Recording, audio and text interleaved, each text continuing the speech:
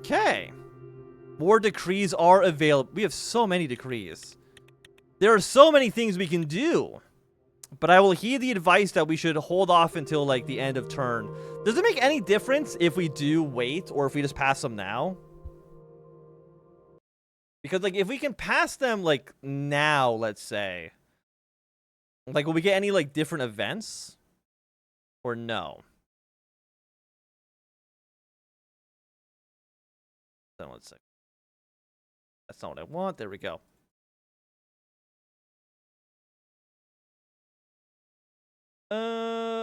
What's going on? There are some you should pass before events to avoid negative consequences. No, events only happen on the following turns. Okay. Good to know. Okay, festivities underway for the consecration of the king. Jubilant street festivals adorned with colorful banners and lively music engulf the city of Plavo. Okay. Look at Palace. Their little flag. We need to get rid of them.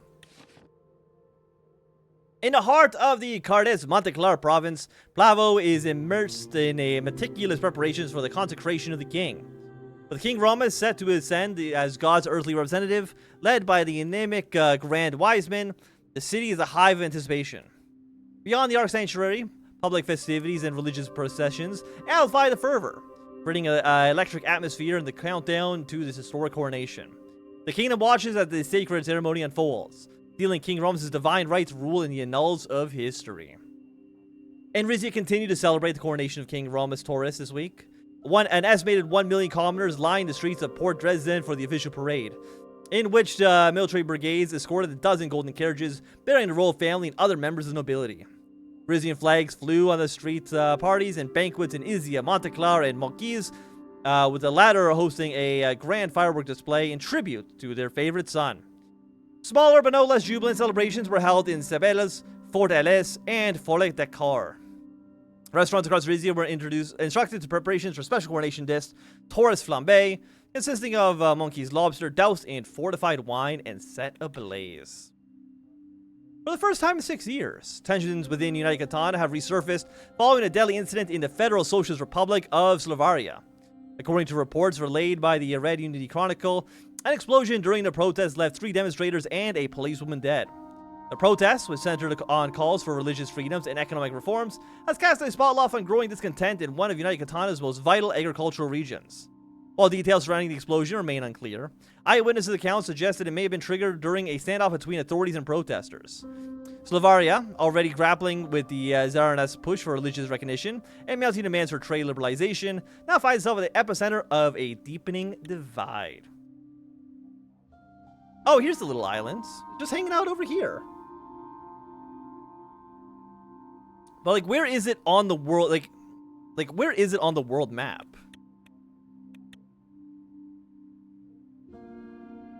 Oh, it's all the way over here. Okay, so it's actually pretty far off the coast. Okay. Arrange a concert. Is there a, connections, House of Delegates? Does this say, like, how much they actually like us, or no? Or do we just have to kind of gauge for ourselves how people are feeling? We might just have to kind of figure it out on our own. I think it's fine.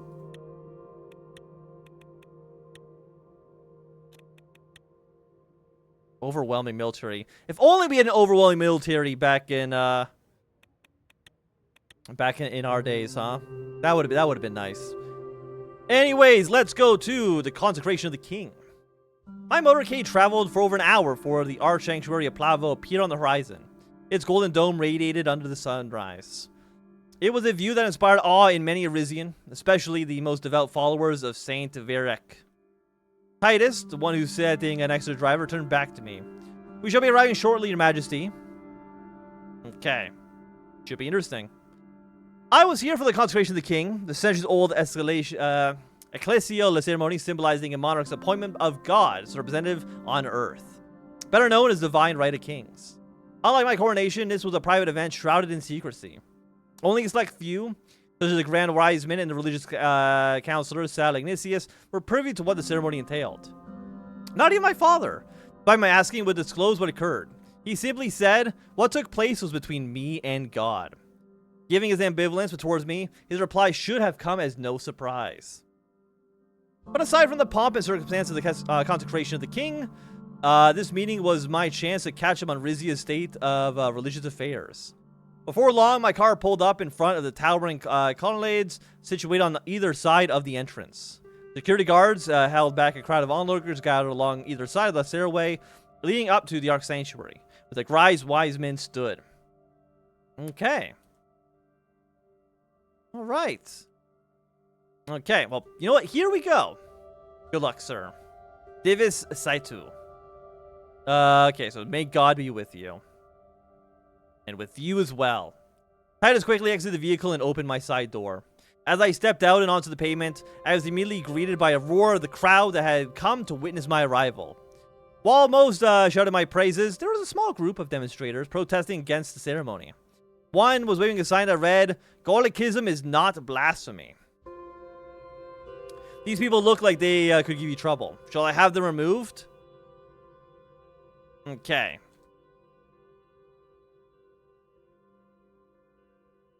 Okay.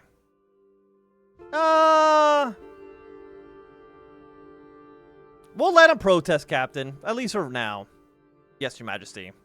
He cast an intimidating glare at the protesters as we passed them. I turned back towards the crowd. They are still applauding me. I'll wave at them. The shouts of admiration resonated even louder from my subjects. A welcoming smile spread across the Grand Wise Man's face as he came down the stairs. Welcome, Your Majesty.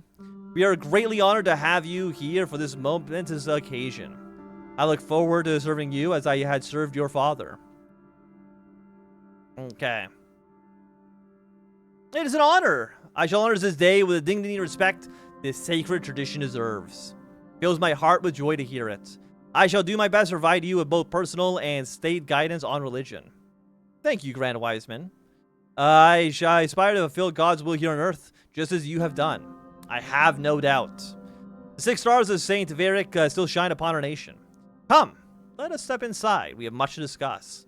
We began heading towards the entrance. However, I didn't get very far before my attention was drawn to a commotion from behind. As I turned to look, a throng of people surged against my security guards. Amidst the commotion, one man just slipped from the grasp and dashed towards me with frightening speed. I'll stand my ground. I don't want to be seen as a coward, so I stood my ground as the man approached. Titus, though missing a beat, caught the man by the arm and threw him to the ground. The other guards approached as Titus held him down. The surprised visitor was shouting something, but I couldn't understand what he was saying. I'll take it from here, Your Majesty. Okay. Well done, Captain. Take him away. With pleasure. With a nod from Captain Gordian, 2 of his guardsmen lifted the man to his feet and escorted him away. Sal and I continued towards the Archsanctuary's entrance. I humbly apologize for the interruption, Your Majesty. Okay. Okay, was that man who I think he was? Judging by his wardrobe, he appeared to be a Dirtian Glonicist. Okay. I didn't even know it's Dirtian's fundamentalism has gotten this out of control. Alas, our Dirtian brothers have strayed far from God's path. He paused with his hand on the door. There was a time when Golcondas prayed here in such small numbers that their presence was tolerated. But the more the Dirtians came to Rizia, the more they overwhelmed the sacred sanctuaries of Plavo, Benevon, Jelas, and their blasphemous vision of worship. What is so blasphemous about Golcondism? The Golcondas have a martial culture, Your Majesty. They seek purification through violence. He made a face. Among other perversions. Come, it is time that you saw what they did in this very building. He accompanied Saul into the Archsanctuary. Titus and one of his men stood guard at the entrance. Our footsteps echoed through the massive empty chambers. We made our way down the main aisle that separated the hall in two. I was surrounded by ornate wall murals of religious scene depictions, leaving no surface bare. Nearby statues seemed to watch me as I passed. One really could get lost in a place like this. I have, more than once. It's only fitting that such a monument be built upon the final resting place of Rizia's most reserved disciple. Kellius the Devout, single-handedly credited for spreading the teaching of Saint Varick throughout our part of the world. As a great admirer as his, I've always aspired to lead a life of devotion and virtue, much like his own. It warms my heart to hear it. We stopped when we reached the chancel where the altar stood. Sal gestured over her heads to the second floor gallery, overlooking the hall. Part of it had collapsed, and the rest had been roped off. It's a shame what has happened to such a magnificent building. I couldn't agree more. A large group of Golcondists came here on one of their holy pilgrimages from Rizia several years ago. An argument with the local Varish worshippers led to an altercation. Those beasts, I praise the Lord it won't happen again. Hallelujah, if it is said, so it is, and so it will be. Sal began to pace around the altar. Rizia's religious climate is at a crossroads, Your Majesty. From aiding the impoverished to expanding educational opportunities, our faith-based institutions are a cornerstone of everyday life, strengthening the bonds that hold our society together. Deny. All under the umbrella of our state religion, Weiressism. I'm saying it differently every single time.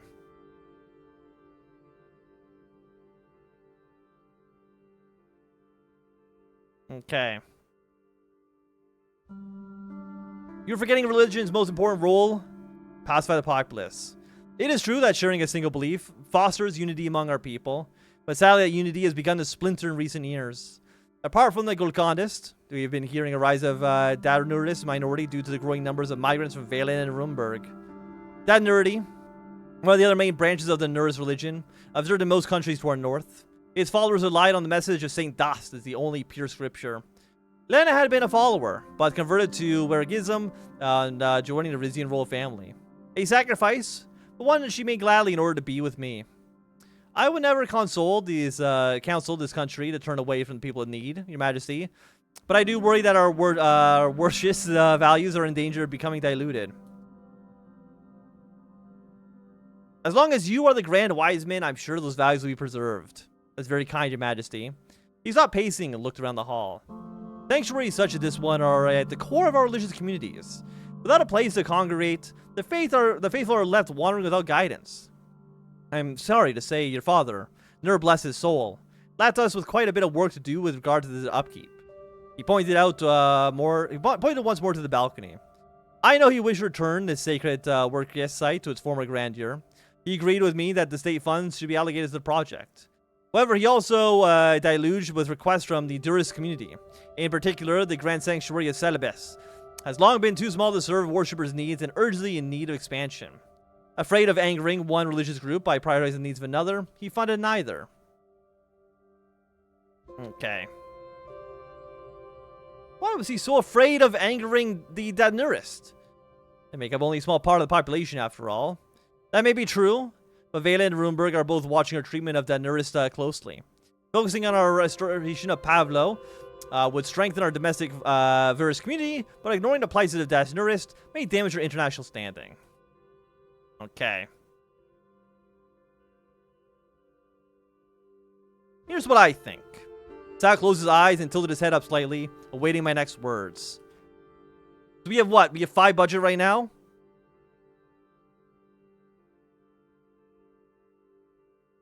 I can spend $4 to do both. There's so many. I'm not used to having like 6 options.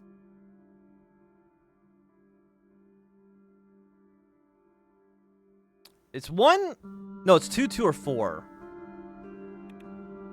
You know what? Go big, go home.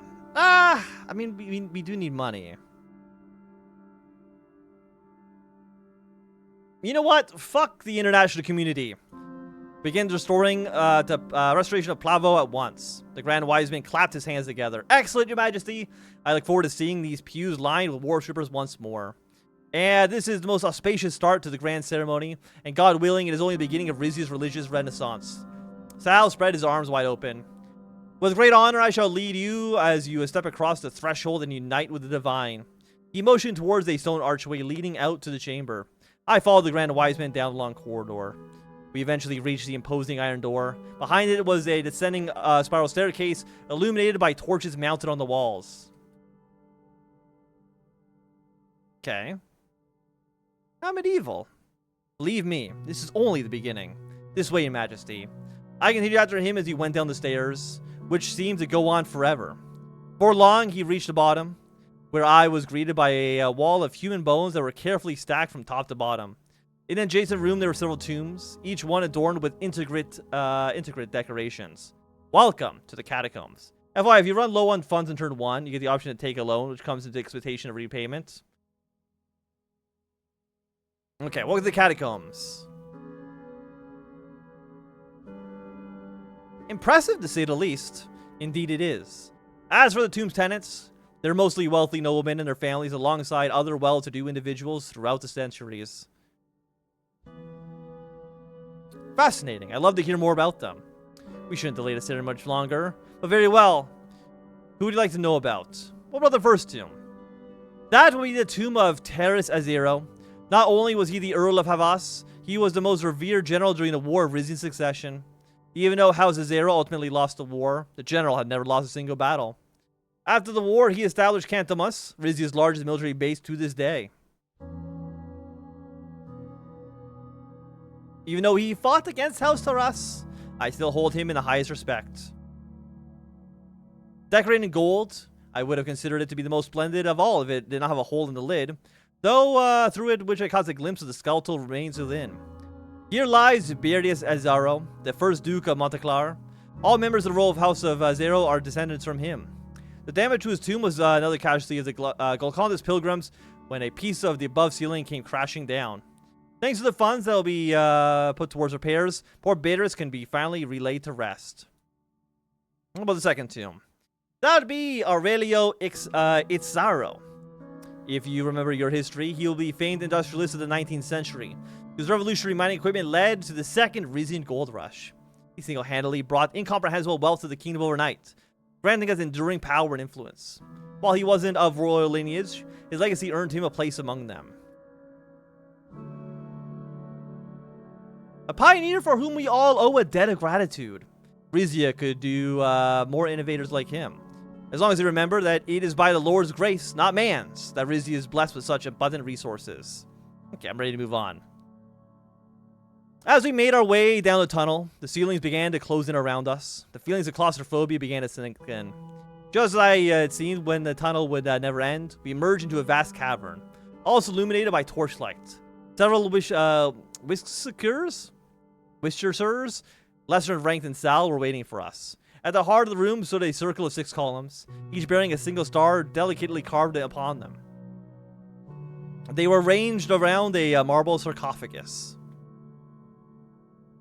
Is that who I think it is? Indeed, Your Majesty, this is the tomb of Celius the Devout. Rare are those among who have set foot in here. Count yourself among the blessed few.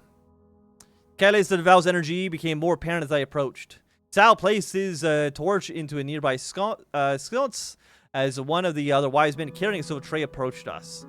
On it was a gold chalice, a clay jug filled with oil, and a sponge, and what appeared to be a bottle of wine. Let us begin. Please remove your clothes and stand on the royal seal. I am ready. Following the Grand Wise Man's instructions, I joined him in reciting verses from the sacred scripture. He slowly fed the words to me, and I repeated them back. When my garments were completely removed, Sal proceeded to anoint me, dipping the sponge in the fragrant oil and gently applying it all over my body. After my flesh was fully covered, he set aside the jug and sponge, reaching for the chalice and a bottle of wine. He then poured the wine into the chalice until it reached the brim. It is well known that this is the final resting place of Celius the Devout, but it is what most don't know, it is where he performed his first miracle. I've never heard of disciples perform miracles before. Yes, the miracle of foresight. For upon filling his stomach with this sacred wine, and the very wine before you now, he had given the ability to prophesy the future. He poured the wine into the chalice and held it high. What can I expect to see? You will see nothing. Only the most pious and reverent men may drink from the sacred chalice. That will not be you, at least not today. You see, once this wine is consumed, said as the devout's gift of foresight shall, for a time, be bestowed upon the person who ingests it. I spent the past few weeks cloistered here, fasting and praying, in order to transform myself into a vessel for the visions. Held at the chalice once more, and drank until the wine was gone. Setting it back down on the tray, he stepped towards me and held out his hands.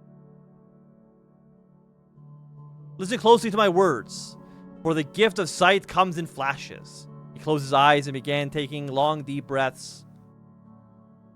I closed my eyes as well. We stood there in silence for what felt like an eternity. I wasn't sure what to expect. But then suddenly his body began to tremble and his hands took firm grip onto mine. I couldn't let go even if I wanted. I see a crown, it descending into the sky, rising high above the surrounding countryside. I nodded.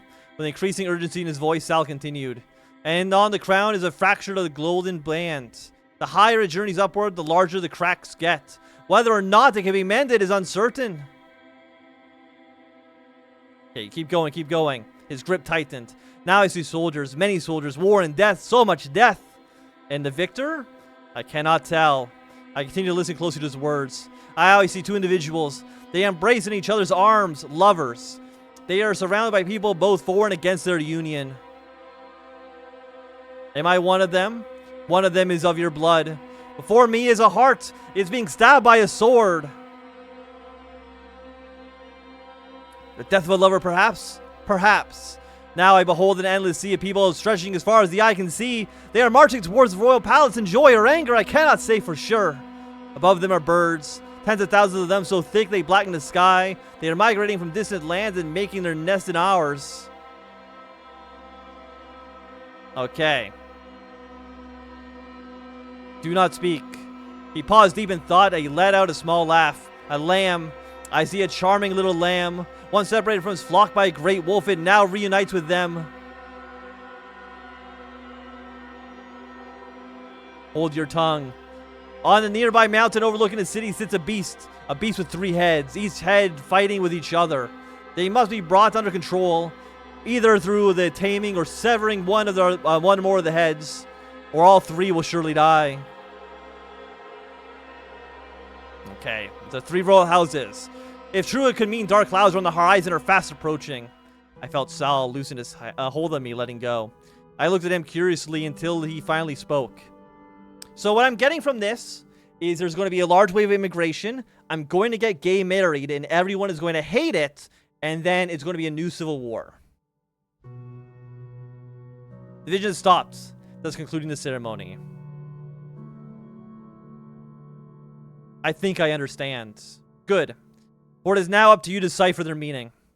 That's the gift and curse that comes with the divine right of the king. After a long moment, during which he seemed to still be recovering, he spoke again. Surely you now feel it, your majesty. The will of the divine coursing through your veins. It is your responsibility to carry out what he has ordained. It is mine to aid you in your holy duty. Okay. I pray that he and you will guide me to do what is best for our country. Halayata. I nod in agreement, and the ancient Rizia's term. One of the grand wise men priests handed him a wooden case. In honor of this momentous day, I would like to bestow upon you one of the most sacred and nourished relics in Rizia. He opened the case, revealed an intricately decorated scepter. Saint Das' scepter. It was said that before the time of Saint Rick, master artisan Dorian at Zerbiria had a vivid dream in which Saint Das appeared, urging him to create a scepter to encapsulate the pillars of Nurity. Driven by this divine vision, Dorian meticulously designed and forged a scepter, believing it to be his sacred duty to honor the saint's legacy. And now it gives it to you.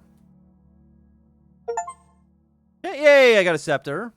A big stick, how useful.